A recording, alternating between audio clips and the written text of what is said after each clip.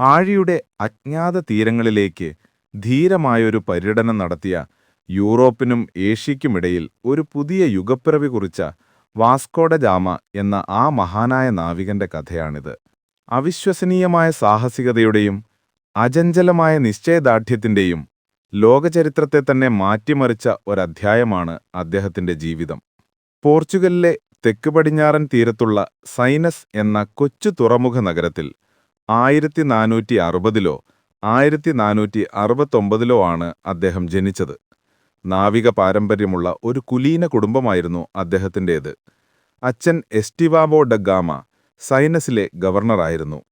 കടലിന്റെ ആരവവും കപ്പലുകളുടെ തിരക്കും കണ്ടു വളർന്ന ബാല്യമായിരുന്നു വാസ്കോയുടേത്.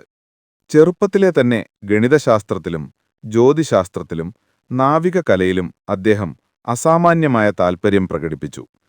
പോർച്ചുഗീസ് രാജാവിന്റെ കീഴിൽ ഒരു സൈനികനും പിന്നീട് നാവികനുമായി അദ്ദേഹം തന്റെ ഔദ്യോഗിക ജീവിതം തുടങ്ങി.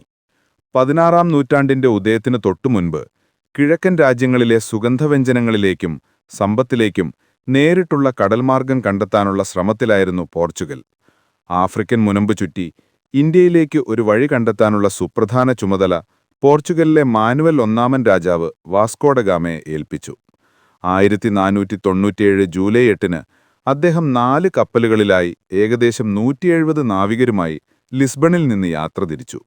അറ്റ്ലാന്റിക് സമുദ്രത്തിലൂടെയുള്ള അദ്ദേഹത്തിന്റെ യാത്ര എളുപ്പമായിരുന്നില്ല. കാറ്റും കോളും നിറഞ്ഞ കടലിലൂടെ മാസങ്ങളോളം പോർച്ചുഗീസ് പതാക വഹിച്ചുകൊണ്ട് അദ്ദേഹത്തിന്റെ പടക്കപ്പലുകൾ മുന്നോട്ട് നീങ്ങി. ലോകഭൂപടത്തിലെങ്ങും അടയാളപ്പെടുത്താത്ത ദിശയറിയാത്ത തിരമാലകളിലൂടെയുള്ള ആ യാത്ര അതിമനോഹരമായൊരു സാഹസികമായിരുന്നു. 1497 നവംബറിൽ അവർ കേപ്പ് ഓഫ് ഗുഡ് ഹോപ്പ് ചുറ്റിക്കടന്നു. തുടർന്ന് മൊസാംബിക്, മൊംബാസ, മലിന്തി എന്നിവിടങ്ങളിൽ തങ്ങി. അവിടെ നിന്ന് ഒരു ഗുജറാത്തി പൈലറ്റിന്റെ സഹായത്തോടെ അദ്ദേഹം ഇന്ത്യൻ മഹാസമുദ്രത്തിലൂടെ യാത്ര തുടർന്നു. ആഴ്ചകൾ നീണ്ട കൊടുങ്കാറ്റുകളും അജ്ഞാത ഭയങ്ങളും നിറഞ്ഞ യാത്രയ്ക്കൊടുവിൽ 1498 മെയ് 20-ന് വാസ്കോഡ ഗാമയുടെ കപ്പലുകൾ മലബാർ തീരത്ത് കോഴിക്കോടിനടുത്തുള്ള കാപ്പാട് എന്ന സ്ഥലത്ത് നങ്കൂരമിട്ടു. കടൽ തിരമാലകളെ കീറിമുറിച്ച് കാറ്റിന്റെ ചിറകിലേറി കപ്പലുകൾ മുന്നോട്ടു വരുമ്പോൾ നാവികരുടെ മനസ്സിൽ വിവിധ വികാരങ്ങൾ തിരതല്ലി. വർഷങ്ങളായി കേട്ടുകേൾവിയുള്ളതും ഭാവനയിൽ കണ്ടതുമായ ഒരു മായാലോകം, ഇന്ത്യ എന്ന അത്ഭുത ലോകം. കപ്പലിൽ നിന്നവർ കണ്ട ഭൂദൃശ്യം വിസ്മയിപ്പിക്കുന്നതായിരുന്നു. പച്ചപ്പ് നിറഞ്ഞ തീരങ്ങളും തെങ്ങോലകൾ കാറ്റിലാടുന്നതും വിദൂരതയിൽ മലനിരകൾ തലുയർത്തി നിൽക്കുന്നതും യൂറോപ്പിൽ കണ്ടിട്ടില്ലാത്തത്രയും വർണ്ണാഭമായ പക്ഷികളും. ഗാമയുടെ സംഘം കരയിറങ്ങിയപ്പോൾ അന്തരീക്ഷം ശ്രദ്ധേയമായിരുന്നു. കടൽക്കാറ്റിനൊപ്പം കുരുമുളക്, ഏലം, ഗ്രാമ്പൂ തുടങ്ങിയ സുഗന്ധവ്യഞ്ജനങ്ങളുടെയും മണ്ണിന്റെയും സമ്മിശ്രഗന്ധം കാറ്റിൽ അലിഞ്ഞു നിന്നു. അത് യൂറോപ്പിന് സ്വപ്നം മാത്രമായിരുന്ന സമ്പത്തിന്റെ ഗന്ധമായിരുന്നു.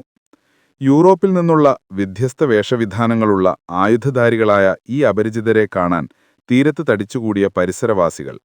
അവരുടെ കണ്ണുകളിൽ കൗതുകവും സംശയവും കലർന്ന ഭാവമായിരുന്നു. കോഴിക്കോട്ടെ ഭരണാധികാരിയായ സാമൂതിരി രാജാവുമായി ഗാമ കൂടിക്കാഴ്ച നടത്തി. ഈ കൂടിക്കാഴ്ച ചരിത്രപരമായി പ്രാധാന്യമുള്ളതായിരുന്നു.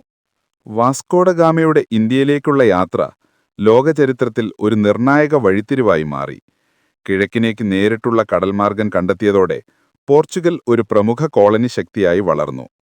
സുഗന്ധവ്യഞ്ജനങ്ങളുടെ വ്യാപാരത്തിലെ അറബ് വെനീഷ്യൻ കുത്തക തകർക്കാൻ ഈ പാത സഹായകമായി. യൂറോപ്പിൽ ഈ സുഗന്ധദ്രവ്യങ്ങൾ താരതമ്യേന കുറഞ്ഞ വിലയ്ക്ക് ലഭ്യമാകാൻ തുടങ്ങി. ഗാമയുടെ വരവോടെ യൂറോപ്യൻ രാജ്യങ്ങൾക്ക് ഏഷ്യയിലേക്ക് കടന്നുവരാൻ ധൈര്യമായി. ഇത് പിന്നീട് Dutch, English, French east India കമ്പനികളുടെ വരവിനും ഇന്ത്യയുടെ കോളനിവൽക്കരണത്തിനും അടിത്തറയിട്ടു. അദ്ദേഹം തുറന്ന സമുദ്രപാത മനുഷ്യന്റെ നിശ്ചയദാർഢ്യത്തിന്റെയും അജ്ഞാതത്തെ കീഴടക്കാനുള്ള അടങ്ങാത്ത ആഗ്രഹത്തിന്റെയും ചരിത്രത്തിൽ എന്നും തിളങ്ങി നിൽക്കുന്നൊരുദാഹരണമാണ്. ഒരു സാധാരണ നാവികൻ എന്ന നിലയിൽ നിന്ന് ഇന്ത്യയുടെ വൈസ്രോയ് എന്ന പദവിയിലേക്ക് അദ്ദേഹം ഉയർന്നു. 1524-ൽ കൊച്ചിയിൽ വച്ച് അന്തരിച്ചു. വാസ്കോഡ ഗാമയുടെ യാത്ര മനുഷ്യന്റെ നിശ്ചയദാർഢ്യത്തിന്റെയും അജ്ഞാതത്തെ കീഴടക്കാനുള്ള അടങ്ങാത്ത ആഗ്രഹത്തിന്റെയും ചരിത്രത്തിൽ എന്നും തിളങ്ങി നിൽക്കുന്നൊരുദാഹരണമാണ്.